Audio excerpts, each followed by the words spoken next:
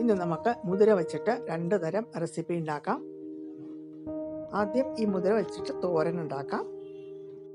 ഇതാണ് മുതിര. ആദ്യം ഞാൻ മുതിരയുടെ തോരൻ ഉണ്ടാക്കാൻ പോകുന്നത്. നമുക്കിതിൽ നിന്ന് 1 കപ്പ് മുതിര മാറ്റിയെടുക്കാം. മറ്റൊരു ബൗളിലേക്ക് എടുത്തിട്ട് ആവശ്യത്തിന് വെള്ളം ഒഴിച്ച് വെക്കാം. ഒരു 4-5 മണിക്കൂർ കുതിരാൻ വെക്കുക. ഇത് നല്ല മാതിരി കുതിർന്നിട്ടുണ്ട്. ഞാൻ ഇന്നലെ രാത്രിയിൽ വെള്ളത്തിലിട്ട് വെച്ചാണ് കുതിരാന്. ഇനി നമുക്ക് അടുത്തായിട്ട് ഒരു പ്രഷർ കുക്കർ എടുക്കാം.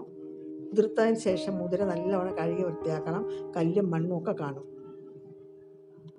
അതിലേക്ക് നമുക്ക് കുതിർത്ത് വെച്ചിരിക്കുന്ന മുതിര അങ്ങോട്ട് മാറ്റാം കേട്ടോ.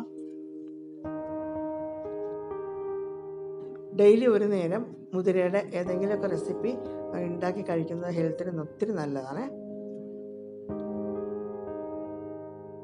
ഇനി നമുക്ക് അതിലേക്ക് 1 ഗ്ലാസ് വെള്ളം ഒഴിച്ച് കൊടുക്കാം വേവിക്കാനായിട്ട്.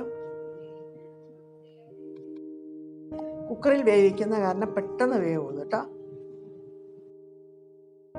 ആവശ്യത്തിന് ഉപ്പിട്ട് കൊടുക്കാം. ഇനി ഒരു 1/4 ടീസ്പൂൺ ഈനോ പൗഡർ ചേർത്തോളൂ കേട്ടോ, എളുപ്പം വേവും.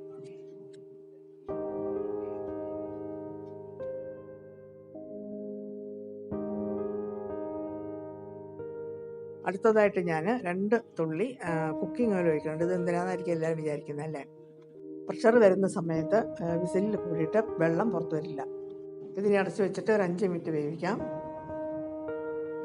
ഒരു വിസിൽ വന്ന് കഴിയുമ്പോൾ പിന്നെ ഒരു ലോ ഫ്ലെയിമിൽ വെച്ചിട്ട് 5 മിനിറ്റ് വേവിച്ചെടുത്താൽ മതി, പെട്ടെന്ന് വേവും.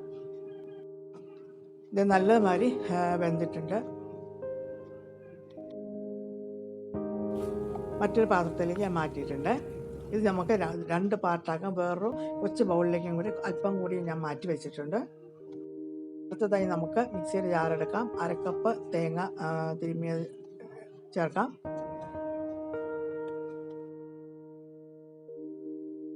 അതിലേക്ക് നമുക്ക് ആവശ്യത്തിന് മുളക് പൊടി ചേർത്തോളൂ.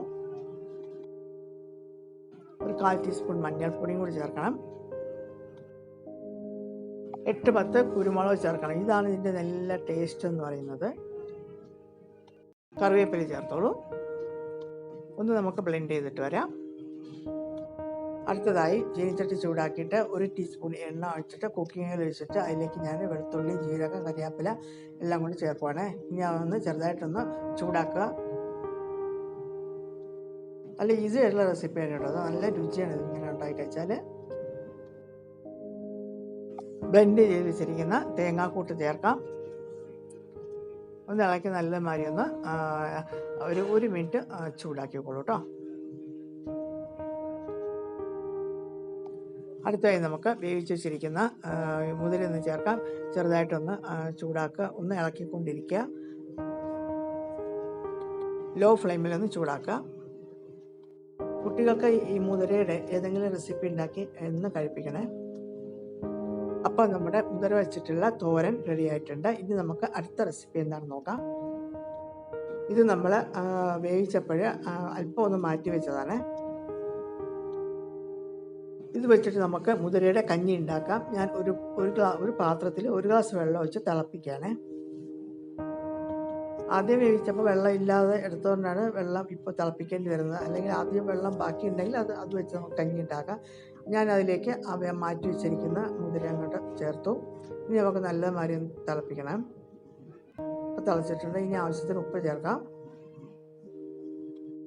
അല്പം തേങ്ങ തിരുമ്മി ചേർത്തോളൂ. നല്ല ടേസ്റ്റാണ്. തേങ്ങയും കൂടി ചേർത്തിട്ട് കഞ്ഞിക്കകത്ത് തേങ്ങ ചേർത്ത് കഴിച്ചാൽ നല്ല രുചിയാണ്. തേങ്ങാപ്പാലോ തേങ്ങയോ ഏത് വേണമെങ്കിലും നമുക്ക് ഉപയോഗിക്കാം കേട്ടോ. വെളുത്തുള്ളിയുടെ 1 അല്ലി ചേർത്തോളൂ, നല്ലതാ. അല്പം കറിവേപ്പില ചേർത്തങ്ങനെ. ഇതൊക്കെ ഒരു നല്ലൊരു ഫ്ലേവറിനും നല്ല ഹെൽത്തിനും വേണ്ടിയിട്ടുള്ളതൊക്കെ ചേർക്കുന്നത്. വെളുത്തുള്ളി എപ്പോഴും നല്ല മഴക്കാലത്തൊക്കെ നല്ലതാണ് കഴിക്കുന്നതൊക്കെ. ഇവിടെ കഞ്ഞി റെഡി ആയിട്ടുണ്ട്. കുക്കിംഗ് ഓയിലൊന്നും ചേർക്കാത്തത് നല്ല ഹെൽത്തിയാണിത്. മഴക്കാലത്തൊക്കെ എണ്ണയുടെ ഉപയോഗമൊക്കെ കഴിയുന്നത് കുറയ്ക്കാൻ ശ്രമിക്കുന്നത് നല്ലതാണ് കേട്ടോ. അപ്പോൾ ഇതെല്ലാം ഒന്ന് ട്രൈ ചെയ്യാം.